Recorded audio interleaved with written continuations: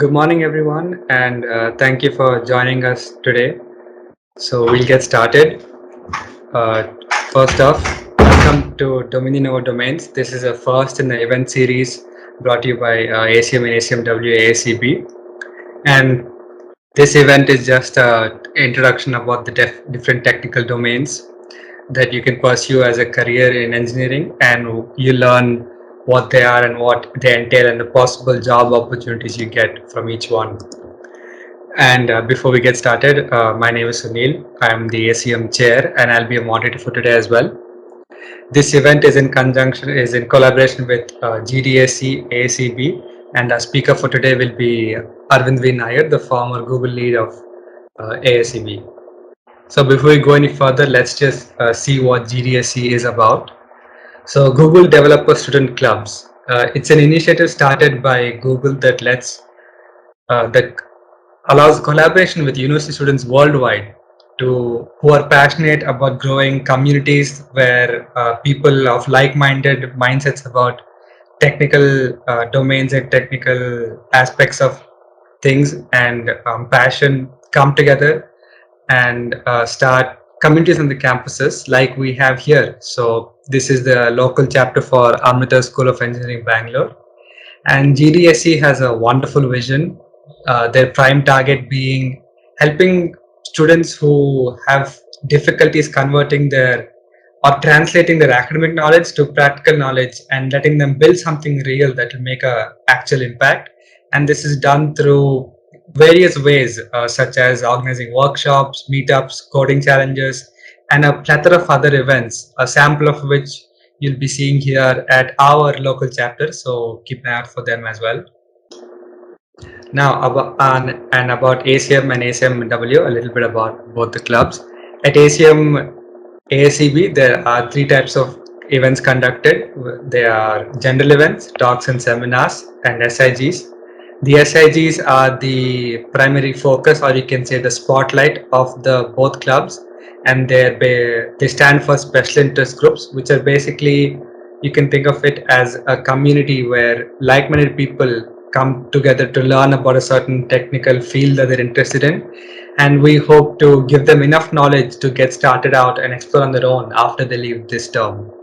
General events include events for everybody, all the audience, and they range from beginner to advanced level in terms of difficulty. And talks and seminars are, well, as the name suggests, they're talks and seminars by various people, industry experts, alumni, our own students, on different topics such as how to how to present presentations, or how to overcome fear of public speaking and things like that. That will help you further your skills or further your career in the tech domain, not just technical skills but even soft skills as well. And specifically ACMW, we focus on women empowerment and women encouragement in the technical field. We help celebrate, inform, and support women in computing by holding specific events just catered to them, so they can practice in their own space and then be ready to be ready to come back into the actual world and start making a proper impact. And as I mentioned earlier, this is part of a series of events we'll be conducting for the rest of the month. And this is the rest of the itinerary. Next week, the same time, on 23rd, we have Learn Code Repeat, where we'll be spreading awareness about various coding and course platforms that will help you learn code and how to practice it and get better at it, so you can find a footing in a certain field you feel comfortable with. Then at the end of the month, we have Git set, commit pull, where you'll be introduced to the world of version control systems and possibly the most famous interface for one of them, GitHub. And you'll learn to set up your own GitHub account, learn a few basic commands, and even get started on your own code repositories, or learn how to get started building your own repositories so you can showcase your talent in the future. And finally, on the 7th of November, we have Stay Connected, which is an event about LinkedIn and how to get started there, and how to get familiar with the interface of LinkedIn and learn about experience and the best practices. And this will again be a two-parter, the first part being taken by us, and the second part we'll talk about resume building, which will be taken by GDSC again. So let's meet our speaker. Over to Arvind. Hey everyone, I'm Arvind. Although we couldn't meet face to face, I'm glad to be here. Before we get started, I will give a quick intro on me, a disclaimer, and explain the purpose of this session. So, about me, I currently work as an AMS Operations Associate Level 4 at Amazon Web Services. I am also the former Google DSC lead for Amrita School of Engineering, Bengaluru. I graduated from the same with my bachelor's degree in computer science and engineering just a few months ago. My primary interests lie in full stack web development, cloud computing, and cybersecurity. So that's a brief intro on me. You can look me up on LinkedIn as well if you wish to. And I'll just put my LinkedIn profile in the chat window. About the disclaimer, although I have ties with Google and Amazon, all opinions are of my own. I don't represent either entities today, just mentioning for legal purposes. So coming to why this session. So many people are confused as to which domain to pick, and many times what happens is people tend to pick the domain at the nth moment, and some people like just go with the flow and only start picking domains once they join a particular company. So when you're doing any particular task early or in advance, you're saving that much more time. So the purpose of this session is to give you some clarity on what are the different career paths and what are the different domains available for you to explore. And this applies equally whether you're going towards masters or if you're going towards a career. So do note that I won't be going in detail, as the purpose of this session is just to give you an insight about what a particular domain is about. So I would be covering what exactly a domain is about, but I wouldn't be going into complete details, as then this would become like an entire day session. So before we move on to the first domain, something that I mention a lot to people is like your first year is your time to explore, because that's when you have the most amount of time. And if you spend your entire first year exploring the different domains of your interest, in this case, this is computer science. So that give you an insight about what are the different possibilities, what are the different career opportunities, what are your interests. You'll be able to understand once you start exploring. So if you spend your entire first year exploring, then you could spend your second year working on projects. So maybe let's say you pick like some two or three domains out of everything that's available by the end of your first year. So you could work on projects in your second year. So what that means is that you know which direction to head in, because until then you have no direction. And that sense of direction gives you a motivation as well, because then you clearly know what exactly you want to do. And if you spend your second year working on projects, that gives you experience, and which is very valuable. And that's the most valuable thing, especially since colleges are taking part of the theoretical aspect. Like what is more important is the practicality. And since they are doing that part, you can do your part, which is the practical exposure. So if you work on your like projects in the two or three domains that you picked during your second year, that would give you experience to apply for internships. So during your third year, when you're going up to companies and saying, "Hey, I have so and so experience, could I get an internship?" They would be more willingly, they would be able to give you the internship, because compare that to someone who doesn't have any experience and they're just begging for internship. That's not how it works, right? And likewise, when you do internships in your third year, when you come to your fourth year, if you have the time, you could work part time. And if you don't have the time, you could keep applying for full time jobs, which should only start after your fourth year. But you could spend your fourth year doing that. So, and there too, like you can show how you have project experience as well as the internship experience, as well as how you were exploring in your first year. So these are like proofs, because when you have proofs to show, your it shows that you're more capable, and like everyone can understand why exactly to pick you. So even if you look at my LinkedIn profile, for example, you can see I've clearly listed everything that I've done. So if you properly follow this kind of a structure, then you too would be able to build a resume or even better than mine. So yeah, so that's enough said. So let's get started with the first domain. So let's start with cloud computing. So the whole purpose of cloud computing was to move everything to a large scale computing infrastructure. So typically what we used to use was something called on premise, wherein whatever computers or whatever servers that you're using were in one specific location within a building. So let's say, for example, you're having an office, all your servers and everything would be within that building. But now, let's say something happens in the building, your servers are gone. Instead, what cloud computing does is it splits all your resources across a region. It could be in a single continent or it could be across multiple continents. There are different ways to do it. But cloud computing is all about taking something that's on premise and putting it in the internet and spread across different locations. And there are various applications to cloud computing. It's not just basic barebone servers. There are machine learning applications. There are a lot more things that you can do. And especially considering that cloud computing has so much more resources available to it, it makes machine learning, data science, and such kind of things much more quicker because you have that much more resource to spare. Also, another main important factor is that when something is on premise, you would be spending a lot of time trying to, fix things on your own. And also, there's the cost involved, especially the electricity and things like that. So, with cloud computing, with the servers sitting on the internet managed by someone else. So, for example, Google Cloud platform, Amazon Web Services, Microsoft Azure, these are like three popular things, three of the biggest cloud computing players. Apart from that, we also have IBM, we have Oracle, and we have so many other companies as well. And so there are different services that are provided. So that's what is mentioned in the slide as well: SaaS, PaaS, IaaS, and anything as a service. So software as a service, I'm pretty sure all of you have used at least one form of this. So software as a service, for example, is Gmail or Outlook. So it's like you're using an application in the web, right? So that's software as a service. And platform as a service is basically any platform where you can deploy something very easily. So it could be something where you can manage stuff, or it's basically a platform for you to do a particular task. That's what platform as a service is. So for example, GitHub. And infrastructure as a service is like you renting servers or you getting hardware.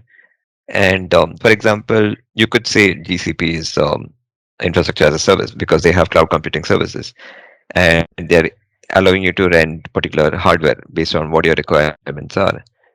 So another thing that comes up with this cloud computing is, I mean, considering the massive scale or the infrastructure, it becomes easy to even prevent denial of service attacks, which is quite a common cyber attack which happens on a regular basis. So rather than all your traffic being congested in one single node, you're able to spread across it in like multiple nodes. So that way you're even less susceptible to cyber attacks.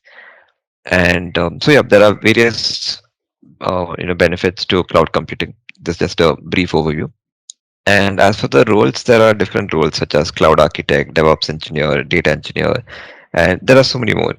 And basically, certain roles are all about how to build infrastructure in the cloud. So, for example, that's what a cloud architect does. And on the other hand, if you're something more specific like DevOps engineer, for example, then you would be sitting with just DevOps in the cloud. What is DevOps? I'll come to that in a moment. And the coming to the types of cloud computing, you have public cloud, you have private cloud, and you have hybrid cloud. So companies, if they are usually okay with things, they would be in public cloud, where especially in startups and things like that. So public cloud is what is generally accessible to the public. So for example, GCP, Heroku, um, AWS, Microsoft Azure, all these are public clouds. On the other hand, if you're building your own internal thing, that's what you would call a private cloud. And just a mix of these two is what you call a hybrid cloud.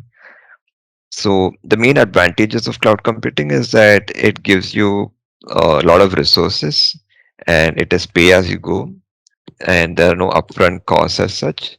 So that way you're getting a lot more resources, you're saving a lot of cost, and in many ways it's also more economical and environment friendly as well. So that's all about cloud computing.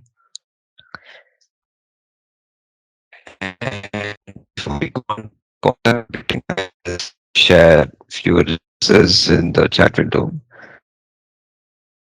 through either after the session or parallelly as well. So yeah, these are few sessions on cloud computing. Sorry, a few resources on cloud computing. So yeah, coming to quantum computing. Quantum computing is like, I mean, the traditional way of computing was to, it's based on electrons and it's based on the flow of electricity. Whereas quantum computing is like a very upcoming thing. This is something where there's a lot of research going into, and this is a pretty new domain. So usually, I mean, there are no specific jobs as such yet in this domain. I mean, there are a few people who are working, but it's mostly about research. So this is all about applying quantum mechanics and trying to achieve like massive super, like even greater computing than a supercomputer. So that is primarily what quantum computing is about.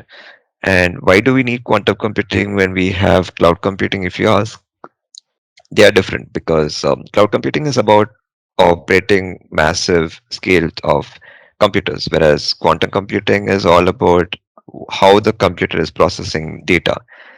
So typically in the electron, no, like normal computer, we have this binary 0 1, which is just high voltage, low voltage. Whereas in quantum computing, you have something called a qubit. And because this qubit is so precise, the amount of memory you can process at any given time is very high. So that's a key advantage of quantum computers over a supercomputer.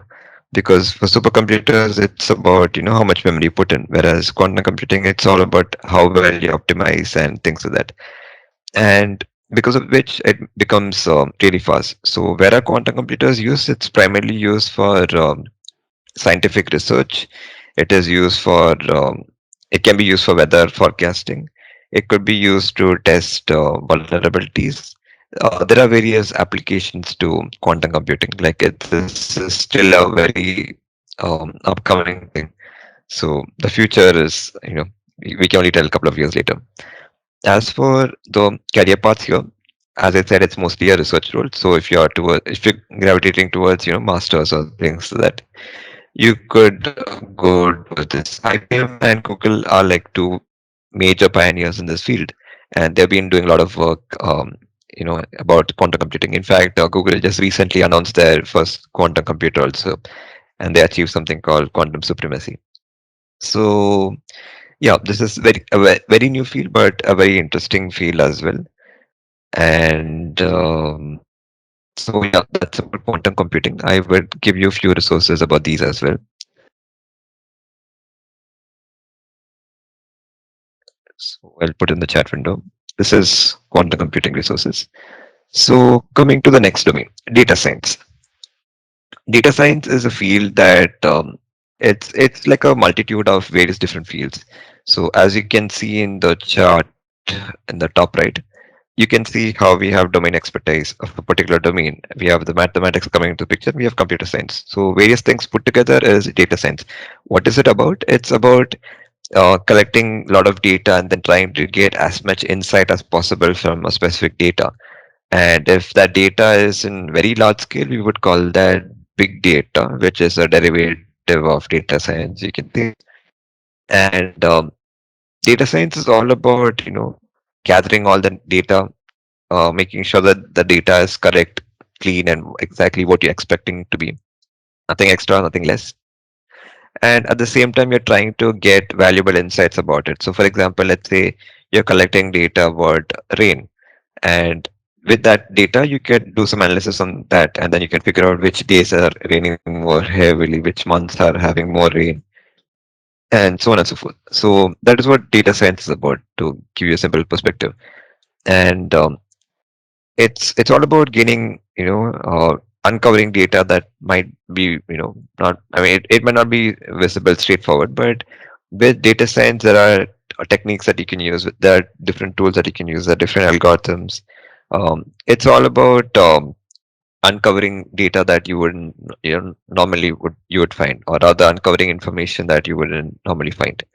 So that is what data science is about. And as I said, it's a combination of different fields coming together.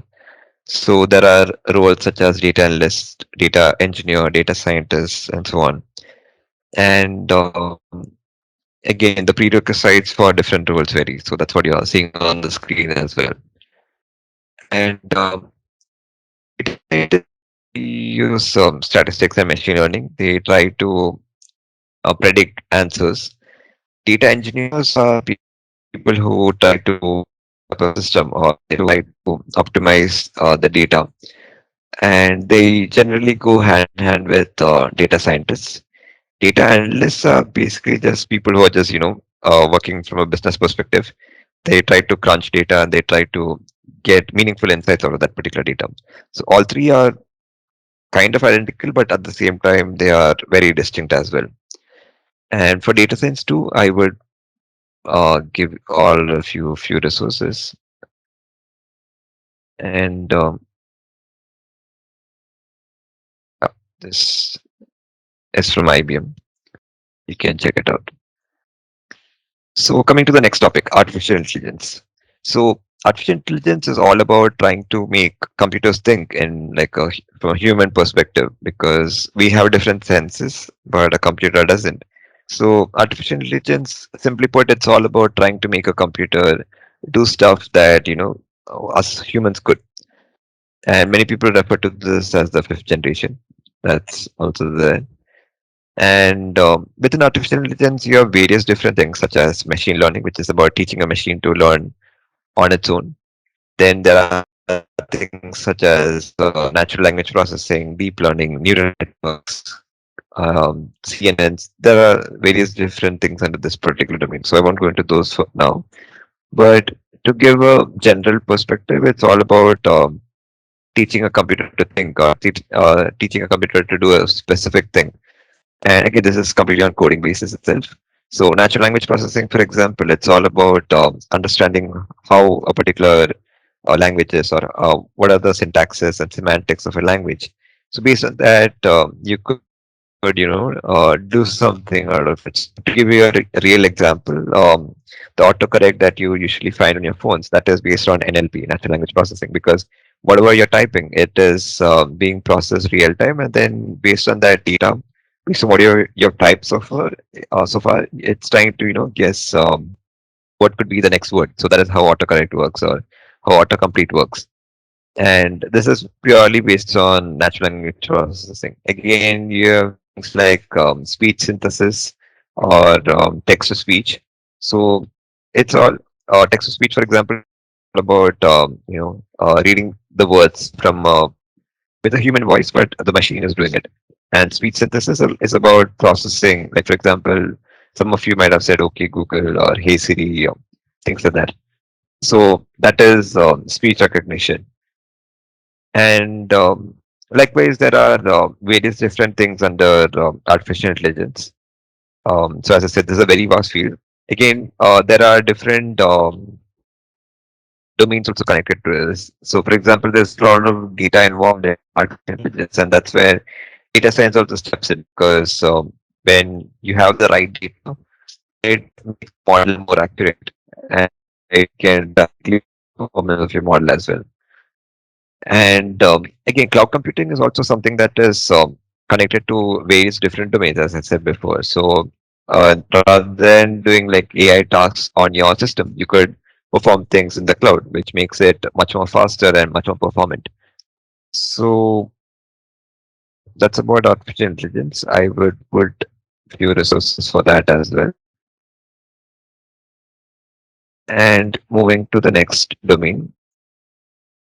So starting with DevOps. So DevOps is nothing but development operations.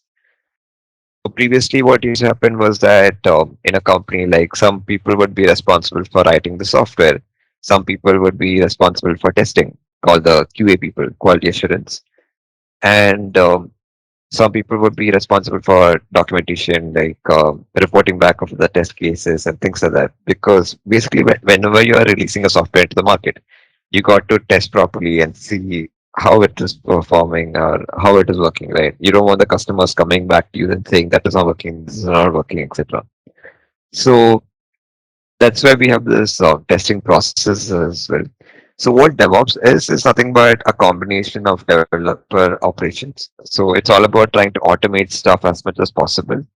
It is about automating test cases, automating development, having continuous integration, continuous deployment, and so on and so forth.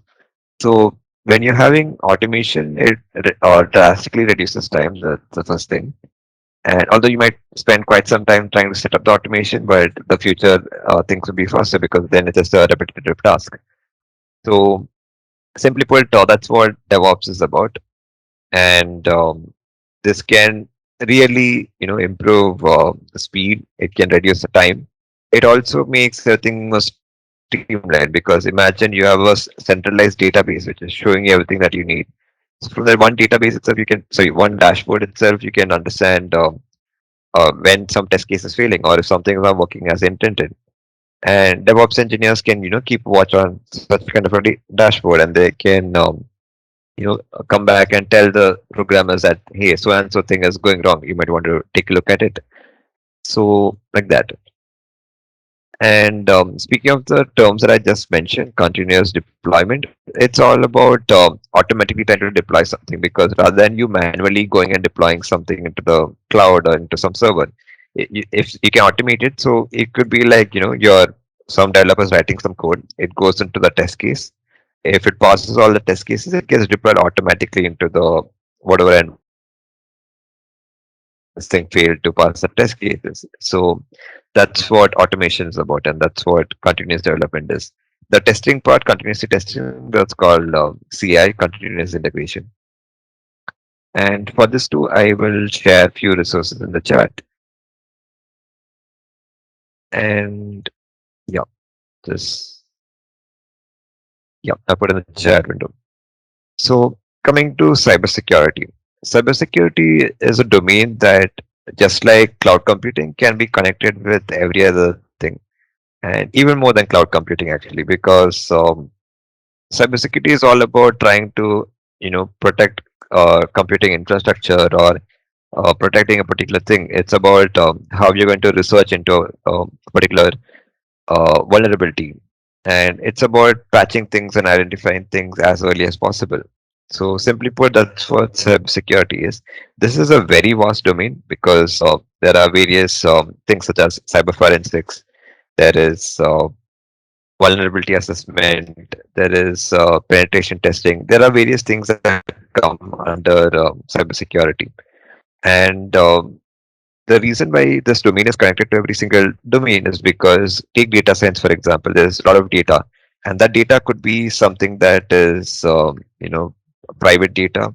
It could be something that might contain personally identifiable information, PII, or it could be some sensitive data. So again, there you need cybersecurity because you need to protect data. You don't want the data accidentally leaking somewhere. And likewise, let's say you're making a web application, web development. So again, there also you need cybersecurity because you don't want random people hacking into your web application. And likewise, whether it's and that's where, cybersecurity plays a big role, and so does cloud computing, because these two are domains that are, very much interconnected to pretty much everything else, which is what makes it so vast as well. So, for example, some people might be interested in becoming a wireless penetration tester. Some people might be interested in finding vulnerabilities in, let's say, a firewall or a web application. And some people might be interested in only targeting mobile applications. So there are various roles and there are various, subdomains within cybersecurity. And again, it could be something related to cyber forensics also. Cyber forensics is nothing but cybersecurity in the criminal world. So, for example, cyber police and things like that, they mainly deal with cyber forensics, like trying to identify victims, trying to identify fraudsters, trying to catch them and things like that. So, trying to find an identity trail. So that's what cyber forensics is about. So this again is a very vast field. I will put few resources in the chat as well. And in case any of you have any questions, feel free to drop in the chat. I would pick it up. So coming to the next thing, robotics. Robotics is basically a, what do you say? It's a hybrid thing between computer science and electronics, and it's all about trying to again automate. you can automate repetitive tasks, or you can automate stuff that you generally would do. With this automation, again, you're saving time. So let's say, for example, you have a robot that's just going around your house, cleaning up the dust and things. So then you don't have to go sweeping behind it, right? So you can just do the robot do its job. And likewise, and robots are used in many different places. Like, for example, a prominent use case is in the manufacturing industry, where the packaging is done by a robot, or it is even used in the car manufacturing. For example, the robots are what puts together the different car components, although not completely, but to an extent, yes. And Amazon, for example, every time you're shopping from Amazon, there are robots going around in a very large facility that are trying to, pick stuff up from different baskets and different containers, and that's then being brought to a human who then manually handpicks. And again, after that, the packing and then shipping and everything is again handled by robots. So robots are something that um, are used in a very large scale, although maybe not so much in like a personal use case, but mostly it's in the commercial use case. But that's what robotics is all about. So again, there are different different directions within robotics itself. So maybe some people are only interested in the software application.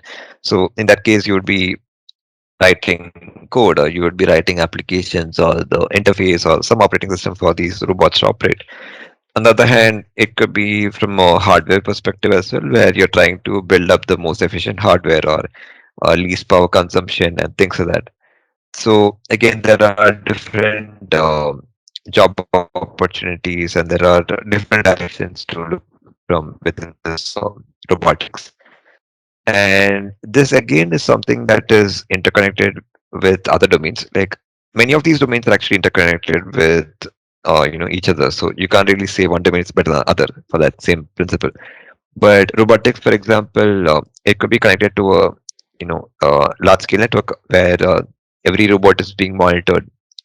At the same time, robots could collect feedback, or it could collect data, and it could send back to a centralized location. So, for example, let's say you have a robot that's going around in the ocean to find chemicals or things like that. So, whatever chemicals it's finding, it could send all that data back via the internet to some central facility, and you could perform data science on it. And once you perform data science on it, like some data science operations on it, you could get some insightful data. You could get meaningful data out of it, and with that data you could come to some conclusions saying that, okay, in this part of the ocean there's more chemical concentration which is harmful, and so on and so forth. And based on all that data that you're trying to generate, you could even build up artificial intelligence models, which you can then try to predict as to which location might be having something, or maybe you found a particular parameter. So based on that parameter, what is the probability that this place is a dangerous location? So there are different you know uh, this is how all the different domains interconnect. And likewise, this entire thing could be hosted in cloud computing environments. So there you have cloud computing. And again, if you're building a dashboard or something to show this, so that's where you have software development or web development and such kind of things coming up. So again, you can see how different domains connect together. And that's also why it's important to pick a specific domain, because you can't work in every single domain, right? You have to pick one or two domains, and then you'll be working with different people in the industry. So that's how it works. So coming back to robotics, that's what it's all about. Again, there are different subdomains, as I mentioned. I will share a few resources for this as well.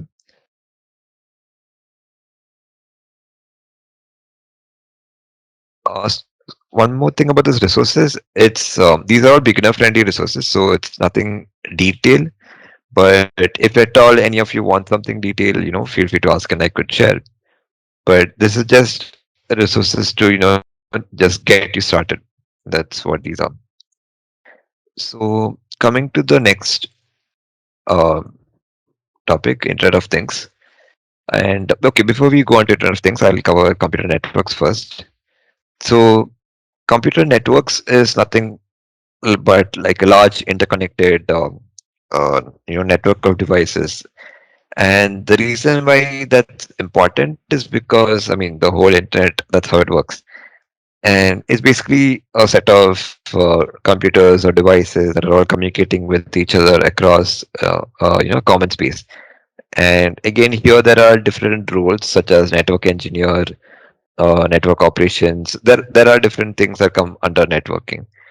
And again, cybersecurity comes very much into the picture here as well, because you need to secure networks. You don't want random people hacking into your networks. And so Cisco, for example, is a very major player in computer networks.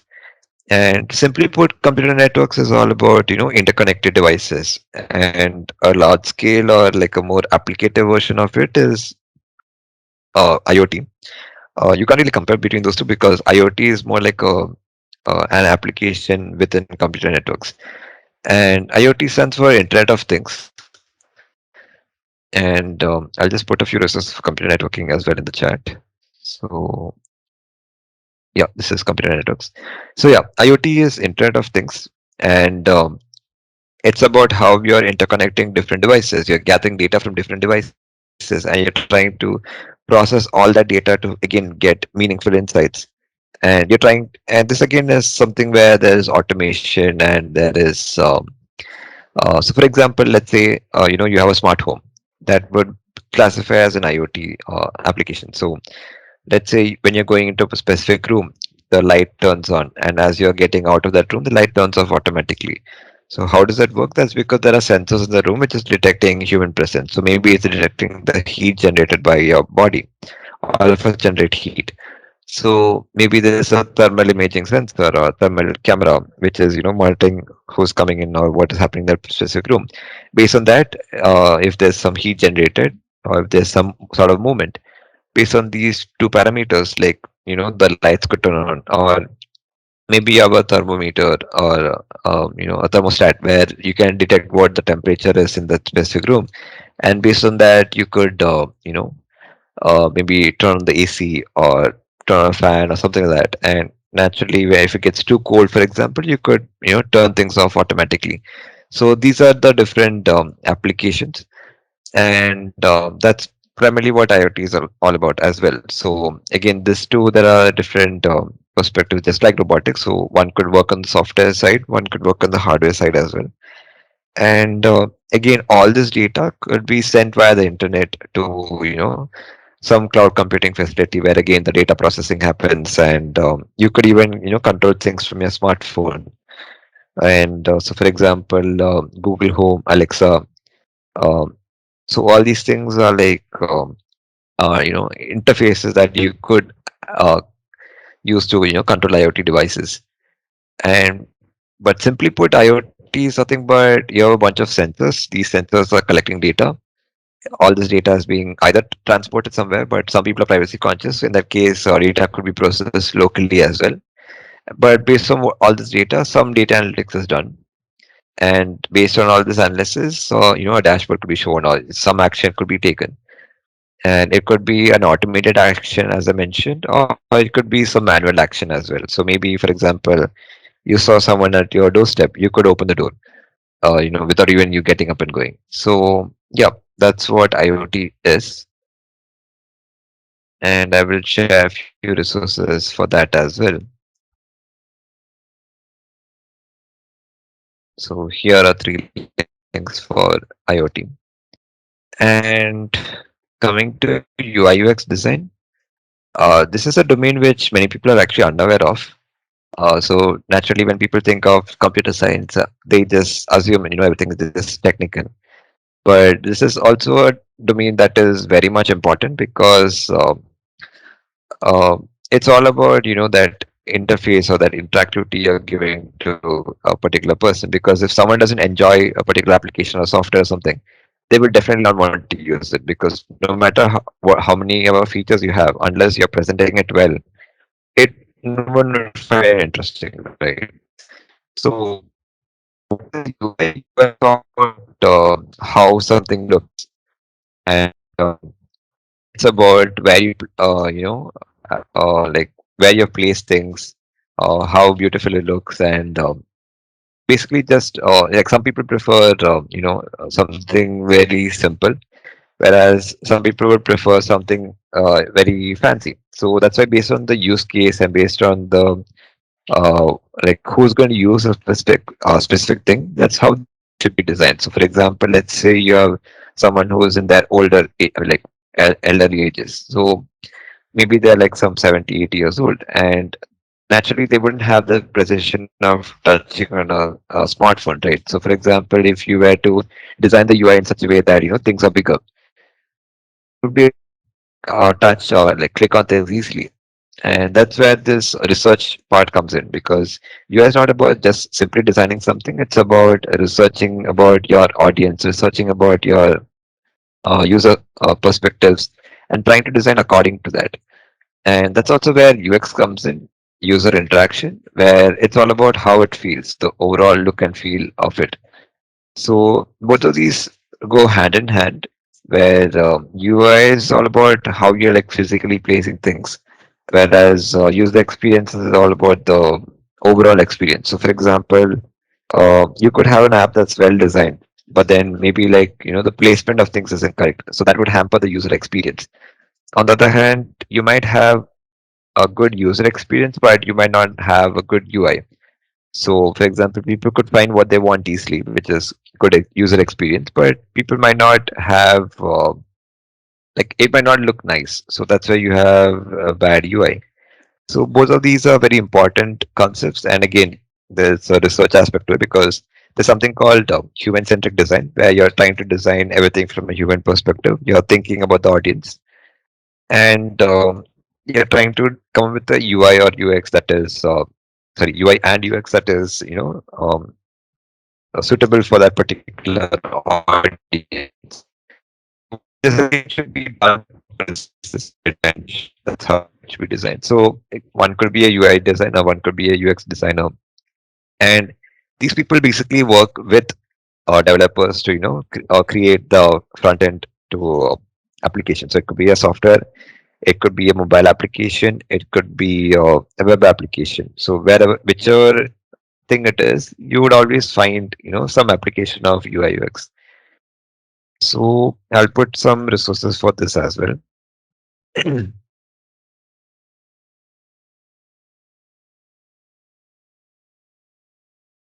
So yeah, these are a few links for UI UX. And speaking of digital media, this is again a field that is kind of related to UI UX, but not exactly.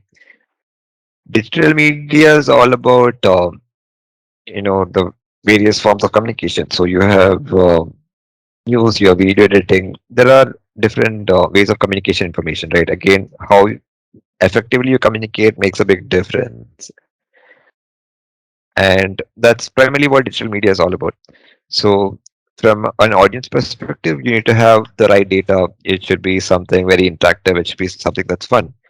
And from a technical perspective, there are video editors who would make sure that the video is cut properly, and they would be editing the video properly. Again, you have motion graphics.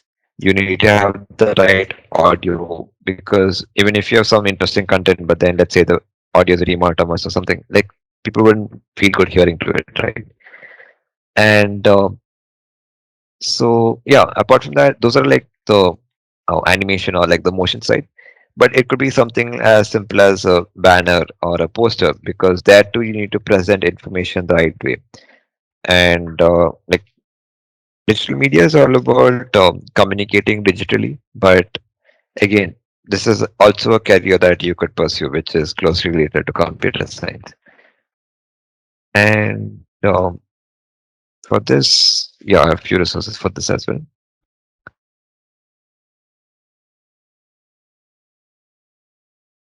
So these are a few resources for digital media. So coming to the next topic, app development. So these last three topics are something which most people are aware of, and maybe many of you didn't know that the other domains existed. So that's why I have put these at the end. And app development is all about building applications for mobile interfaces, wherein like for example, you might be making an Android app or you might be making an iOS app. So you're targeting a mobile audience. So that is what app means. App is different from a software. A software is something that you would traditionally run on a laptop or something like that, a larger device. And yeah, so app development, again, you have the app store from where you can download stuff. You can interact with UI UX designers to come with a good user interface and user experience. And accordingly, you can like build applications for a specific use case. Again, this could be connected to other domains as well. So for example, let's say you're connected to a cloud computing infrastructure, and then your data and whatever is being loaded from that, this thing. Or maybe you're trying to make application to monitor IoT devices. So again, you have various different domains coming to the picture. So this could this again has subdivisions. So you could be an Android developer, you could be an iOS developer. These two are like the most prominent things. But apart from that, there is these days we have something called cross-platform. So for example, if you're using Flutter, you can build an application for both the platforms but using the same code base. There is a bit of configuration and setup that's required, but that could probably be discussed in a different session. But that's something that is there.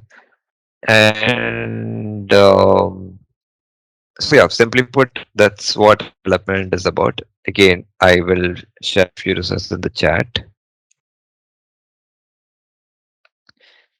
Yeah. So these are few resources for app development. And oh yeah, before I move on to the next thing, like for Android, you have Java and Kotlin, and for iOS, you have Swift. And Flutter is something that's based on a language called Dart. So yeah. So moving on to software development, this is probably the most heard thing. Although this is a term that's thrown around a lot, and even the term software engineer is thrown around a lot. So yeah, what you see on the right side is what we call the SDLC, or the software development lifecycle, where you're trying to gather the necessary requirements for a particular application, and then you're trying to discuss and decide how to go about building that application, and then you're trying to design the user interface. So you have the UI UX people involved there. And once that is done, the actual implementation thing starts where programmers are sitting and coding. The databases are being set up, the actual code is being written. And once you're done with all of that, again, that's where the QA people come forward and test. Or if it's automated, the DevOps people could take over. And it could be an automated, life cycle. And again, whatever releases are being shipped later on could again pass through the same DevOps workflow, and they could be released out into the market for consumers to use. And again, this whole cycle repeats. So for every version that you get, this is basically what happens behind the scenes. And this is a principle. I mean, like this cycle, it's not just for software development. Like the same thing applies to web application or a mobile application as well. But this is just a general cycle. Again, there are various different concepts under software development or software engineering, which I wouldn't go into detail at this moment because time's short. But software development, as I said, it's all about creating softwares that were done typically in your computer, and it could also mean that you're trying to develop an operating system, or it could be some software that is being run on some IoT device or some hardware. So that is the distinction between software and an app. An app is typically what you would call for your mobile applications. And although app is also a word that is thrown around a lot. So for software development, I would give you a few resources as well. And yeah, there you go. So coming to the next topic, the final topic, web development. This is something which many people find easily. So I mean, find easy to do. So usually many people who are new to computer science would start off here, and then they would gravitate on towards other domains. And basically, what web development is all about, it's not just about creating websites, but it could be web applications as well. So, for example, Gmail or Outlook, these are web applications. Even Teams, what we're using right now, this is a web application. It's mounted to using something called Electron, and that's how you're using it as a desktop app. But that's again where you have the cross-platform thing. And so yeah, this is all about creating web applications, websites, and interacting with the internet. And so here again, we have different divisions. So you have front end, where it's all about what the user is seeing, what the client is seeing. Typically HTML, CSS, JavaScript. There are different frameworks and things that have come these days, such as Angular, React, Vue, etc. And on the back end, you have the server side. So front end is called the client side, back end is called the server side, where you have the databases, you have uh, the server infrastructure running. So it could be a Node.js server, for example, and it could be again hosted on some cloud computing environment, which is again sitting and processing some data or responding to client requests.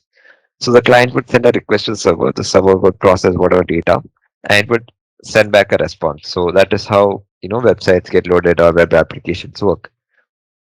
And this backend is again something that is crucial to various different things. So, for example, let's say you have a mobile application. You're very limited in terms of what you can do on the device, right? And so, for example, let's say you're trying to book an Uber. So you would be opening the Uber app. That mobile application would be communicating with some server sitting across the world. Obviously, if it is one server, the server would just go down considering the number of users that Uber has. So that's why they are also using a cloud computing environment. And based on this thing, like that mobile application could send data to the nearest server, and it can try to make a request. And again, data has to be fetched based on where are the cars, what is the availability, which places more traffic, what are the pricing rates, and all this data is being fetched from the server, and accordingly it is being stored in the front end. So again, the application is the front end, whereas in a website or web application, that what you see is the front end. And some people like to do both front end and back end, so that's what we call full stack. And a few common stacks that are popular in full stack development is WAMP, Mon, and Mean. WAMP is nothing but Windows, Apache, MySQL, and PHP. Again, these are different technology stacks. Likewise, you have Mean and Mern, where it is MongoDB, Express. MongoDB is a database. Express is a framework that's built on top of Node.js, and React and Angular, that's a front end framework, and N is Node.js. So again, these are different technology stacks that you could use to build up something. And here you have web developers. You have some people are also called software engineers here too. And then again, you have people who develop content for websites. You have animators. There are different roles within web development as well. I will share a few resources in the chat window for this. So yeah, that summarizes different domains under computer science. Um, what I've given you is just a small perspective about what the different domains are. Obviously, I can't go into complete details at this stage because some of you might be entirely new or hearing this for the first time. So that's why I wanted to just cover things very briefly. There is a lot more to each of these domains, which would actually take hours to complete. And especially with technology advancing at a rapid stage, there's always something new to cover. So I would really encourage all of you to go through all the resources that I've shared. That could be a starting point. So maybe you found some domain interesting from everything that I spoke today, and you could go through the respective resources. Or if you are very curious, or if you feel that you're clueless about which one to do, you could go through all the resources, and accordingly you could pick. So once you've identified your interests, then you could explore more about that specific thing in this your first year, and accordingly, as I said, you could work on projects in your second year. And this again, like if any of you have any questions, feel free to ask in the chat window. I would probably be sharing a couple of more resources in the WhatsApp groups as well. So if you're not part of the group, then you can just join in the links which Sneha and Sadhna had shared. So yeah, feel free to ask your questions in the group. It could be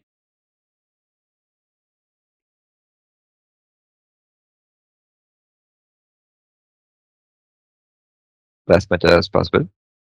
And yeah, so I hope all of you got an insight or an idea about what these different domains are and like what are the different career paths and um, things you could take. Again, this is just an initial starting point, as I said. So I would really encourage you to go through each thing and make up your mind on which ones you want to pick and which ones you want to move forward with.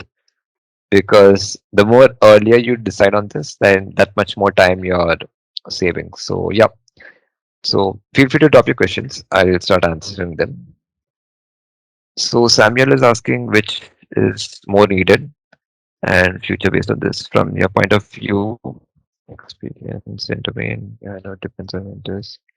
Yeah, as you said, it totally depends on your interest, and you can't really compare one domain over the other because, as I said, like different domains interconnect with different things, right? So, for example, I can give you an example about how all these domains come together. So, let's say you're trying to monitor for weed or some chemicals in a pond. So what would you do there? You would try to build a robot. The robot is going to go through the entire pond and it would be, trying to collect data. And with, but then again, for it to collect data, you need sensors and everything. So that's when you have IoT coming into perspective. So that's you have robotics plus you have IoT, Internet of Things. And again, with all this data that you collect, you need to do some processing. You need to get rid of unnecessary data. And that's where you have data science coming into the picture. And again, if you're trying to do it for various different ponds across a particular locality, you have it becomes big data then.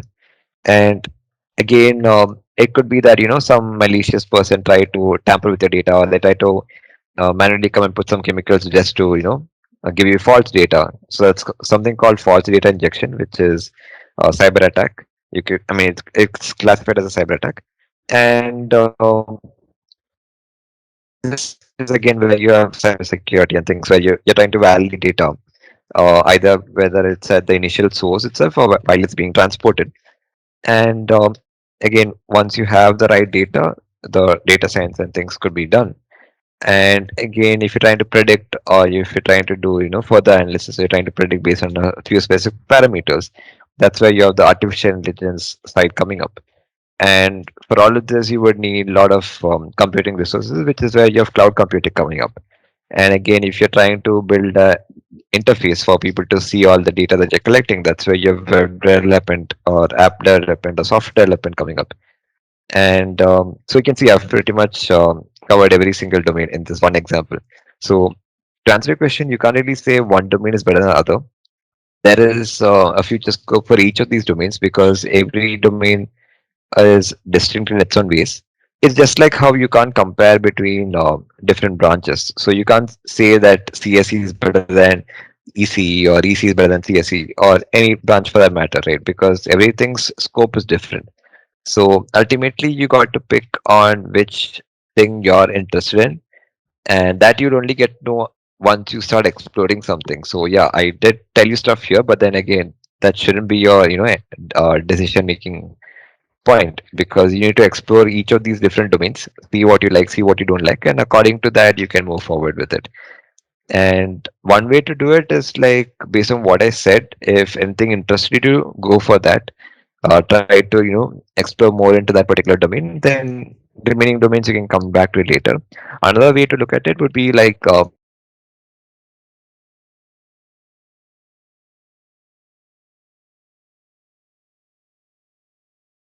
next domain. But at the same time, it's important to eliminate wisely because you need to understand why you're eliminating a particular domain. So that's what I would suggest for you. So yeah, no domain is better than the other. There's a future scope for everything, and even the career paths and everything are different. So, for example, I started off with web development in my fifth grade, and that I started off with HTML, and then eventually I went on to learn CSS and JavaScript and other things. Then later on, I went on to content writing, content moderation, things like that. And later on, I came back to web development. In between, I'd done few things in cybersecurity, and then later on, when I came to my first year of engineering, I started with cloud computing. And in cloud computing, like using cloud computing, explored various different things such as machine learning, computer vision, data science, and various other things. So yeah, I too. picked, I went through different domains and I tried to identify my interests. So, and finally, I've now settled down on full stack with development, cloud computing, and cybersecurity. These three are my favorite, my main interests. Although I have an interest in other domains as well. And so, for example, like last couple of years, I've been working as a freelancer and I've been working part time, mostly with it related to full stack with development, where I would create websites for people. I would create web applications for people. Some people wanted to host this on their own server on premise. Some people wanted to put it up on the cloud, and in some cases, there were some processing of data involved, and there were various different things. And once I finished my BTech, I went on to become a software engineer. I was working with Secret. I was there for about 3 months, and then finally, right now, I've moved entirely to cloud computing, where I'm working with Amazon as an operations associate. So again, it's all about how you explore. So yeah, hope I answered your question. If I want to be a data scientist, should I learn SQL or R? You should learn both because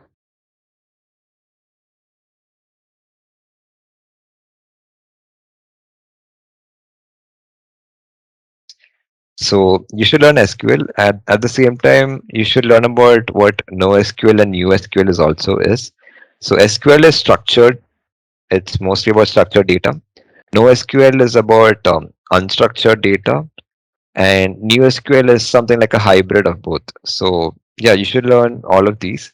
At the same time, you should learn about R and Python as well, because again, why to limit yourself? The more knowledge you have about, I mean, the better you get at it, right? So don't limit yourself. Will GVSE provide training for any of these domains? Yeah, GVSE, ACM, ACNW, and various clubs and communities in Amrita, they would be having different sessions, and there would be different sessions coming up on each of these different domains. So, for example, GDSC has cloud 30 days of Google Cloud program running. That's for cloud computing. Likewise, different clubs and communities would be conducting various different sessions, workshops, seminars, and etc. So yeah, you can look forward to that. At the same time, like, don't wait for people to conduct. Like, you could also sit on YouTube, you could just search online. There are a lot of resources available online. So for example, let's say any of these domains you found interesting, so you can just go to YouTube and just search for these things. So that's how you can explore, because that curiosity should come from within. And yeah, so Sneha also answered same thing. And so your opinion is having a neutral interest in knowledge. Neutral knowledge would be perfect. Not neutral, but I would say like what I meant to say was that no domain is better than the other. So ultimately, what matters is what you're interested in, and because I can't really say what might be best for you, right? Only you can say that for yourself. And how you can say that is by actually exploring the different domains. So it shouldn't be like a neutral interest, because then you wouldn't end up anywhere. But you got to pick, because as I said, you can't work in every single domain, right? That's practically not possible. So you would ideally have to pick like two or three domains out of all these. How you can do that is by reading about all of these domains, checking YouTube or various different resources about all these domains. You could even talk to people who are working these domains. So that'll give you that, career or job perspective as well. So based on the different inputs that you collect from various different people and what your interests are, you can pick like two or three domains that interest you out of all of these, and based on that two or three domains you could like see how things go. So when you're actually working on something hands-on, it gives you an even more better understanding whether you like a particular domain or not. So for example, I was sitting on development and then later on went on to applications and data science as I mentioned, but I didn't find it so interesting. So but then again, that's my personal perspective. I found other domains interesting, so then I moved on from there to other domains, but I'm still familiar with that. So now also, if you ask me to do something in it, I will probably be able to do it, but again, not as perfectly as maybe someone else who's already experienced in the particular thing, right? So that's why it's important to pick what you're interested in and align yourself according to that, because there are different prerequisites and there are different requirements for each of these things, and you yourself should match yourself according to these things. So Once you match yourself, then according to that, you could go towards masters if you're going towards the academic side, or you could start working on projects and things if you're going towards the career side. And next question: if one's thinking of developing an iOS application, would you recommend macOS? This one cannot. You can use an iOS emulator on Windows, but then yeah, I would definitely recommend getting a Mac itself because okay, so for example, I think the best example I can give you is how people compare Windows and macOS or with Linux. So that's not really a right thing to do because you should use the right operating system for the right purpose. So if you're developing a Windows application, then use a Windows system. If you're developing for the web or something, then yeah, you can use anything. It doesn't really matter. That's your personal preference. But if you're making an iOS application or anything for Apple devices, then you definitely get macOS because you need to use Swift and it's best supported on that. So why to deviate from that? And also like you can technically do stuff on other platforms as well, but it would be a big hassle. So yeah, use the right thing for the right task. So for iOS development or macOS development, definitely get a MacBook or one of the Apple devices. If you plan on doing something, for Windows or Windows development, then yeah, get a Windows system. If you're building something for Android, then doesn't matter. You can use any of them. And if you're building something that's cross-platform, again, you can use whichever interests you the most. Doesn't matter. But when you're testing stuff, then yeah, you have to make sure to test on all the different platforms. Like what are you building for? So again, that would be your personal preference.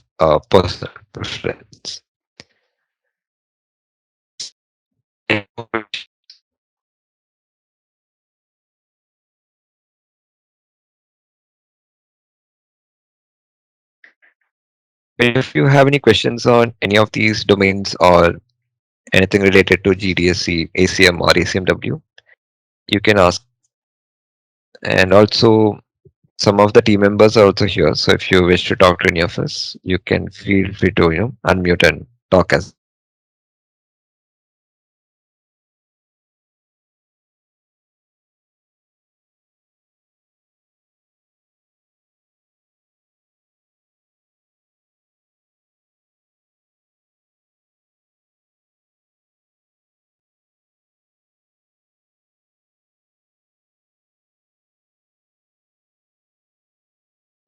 Okay, so to summarize, the purpose of this session was to just give all of you an insight about what are the different career opportunities and what each different domains are about from a very brief perspective. As I said, there are a lot more details to this. There are many things not cover of time constraint. But again, I would encourage all of you to explore on your own because the curiosity and that exploration should come from within and not by someone pushing you to do stuff. So I hope this session was useful, and I hope all of you learned something out of these different domains. And hopefully, within a few days or within few weeks, you could identify which domains are interested, which domains you're interested in, and accordingly, you could proceed further. And again, this is a time-taking process, so don't take your time and hurry and decide on something because you need to make a wise decision on which one you match with. Okay, Mukil is asking according which domain pays the most. So, I mean, you get paid according to your skill. So it's not which domain pays you the most. It's about what skill you have, what you bring to the table, and according to that, you will get paid. So don't go by which pays you the most or how you can make the most money out of something. That's the wrong way to think. Instead, you need to work towards which domain is interesting to you because your interest should match. Because let's say, for example, some role is playing a lot and you're going for that particular role, even if you're not interested in that particular thing. And then what would happen is you would be, in a dilemma, you would be breaking your head. Even your employer would be breaking your head. Or even if it's a research, this thing, your co-researchers would also be breaking their head on you. So it wouldn't be a pleasant experience for anyone, right? So never go for the monetary value. Instead, look at what interests you the most, which domain is interesting to you, and where you can align yourself. So, for example, um, machine learning is not something that's meant for people who are not, good at mathematics. And likewise, there are different prerequisites and different things for each of these domains. So, accordingly, you need to pick which one is best for you. So that's what you should do. You shouldn't go based on that, salary or compensation or anything like that. Because again, as I said, it's you get paid according to what you bring to the table and what is the financial background of the company. So, for example, and again, this can vary based on startups, different MNCs and things like that. Sometimes startups would pay you more, sometimes MNCs would pay you more. So it can go anyways, but ultimately what makes a difference is what is your skill set. That is what ultimately defines you. Your working experience, your experience and what is the industry salary, how are you different from others around. So the factors that goes into. So you can't really say one domain is better than the other or one domain pays the other. So next question, any prerequisite for quantum computing? So I would say quantum computing is a very new and upcoming field. Of course, there are prerequisites for every domain. And if you're interested in quantum computing, I would encourage you to look at if looking at it from a research perspective. It's a very new and upcoming domain, and it's you need to understand quantum mechanics for it. So yeah, if you like physics, if you like building large scale infrastructure and like trying to optimize supercomputers and everything, yeah, I would encourage you to go towards quantum computing. Um, but quantum computing is ideally meant for those who have at least some understanding about what exactly it is, and they understand clearly how hardware works, how electronics is working, how modern day computers work. Because quantum computing is all about taking existing infrastructure and trying to make it so much more faster. And what are the technological advancements or improvements that you can make? So rather than you using the traditional electron thing, you're using quantum mechanics principles and then you're trying to build a computer. And IBM, Google, for example, got work on this. You can check out their websites if you find quantum computing interesting. But as of now, this is mostly a research domain. So if you like research, then you could, go towards that.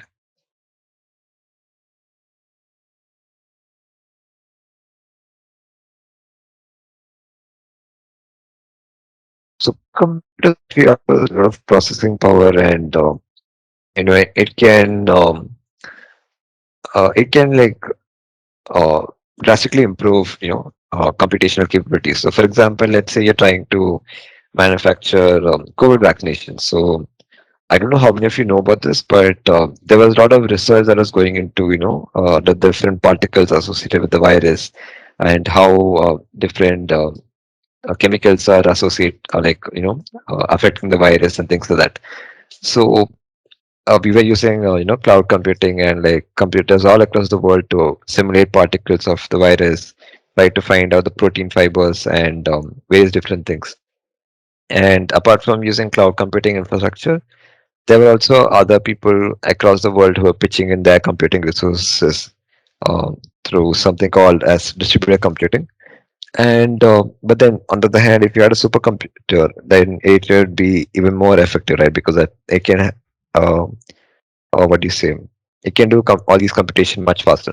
And quantum computers would, improve that efficiency even more, and it could do things much more faster because it can simulate molecules and it can do things at a very uh, microscopic level. So yeah, again, this is all a very research oriented side. So if you prefer research and things, then yeah, go towards that. If you prefer more of the um, normal job kind of side, then you can look at the other domains.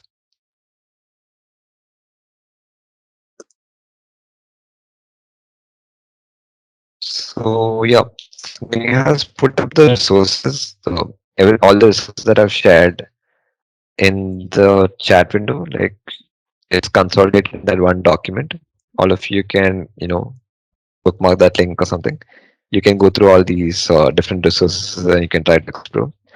What I would suggest to all of you is, just simply search for on Google or YouTube.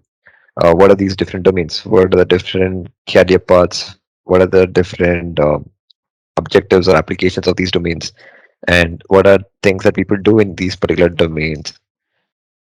And from there on, you can move on to the inner or the deeper level, like looking at the subdomains a particular domain offers and things like that. And at the same time, we will also be sharing a lot of resources in the WhatsApp groups, them as well. So anyone else has any more questions? I guess no one else has any questions, and I guess we can wrap up. So yeah, thanks for attending, and hope you all learned a lot from this. Do provide your feedback there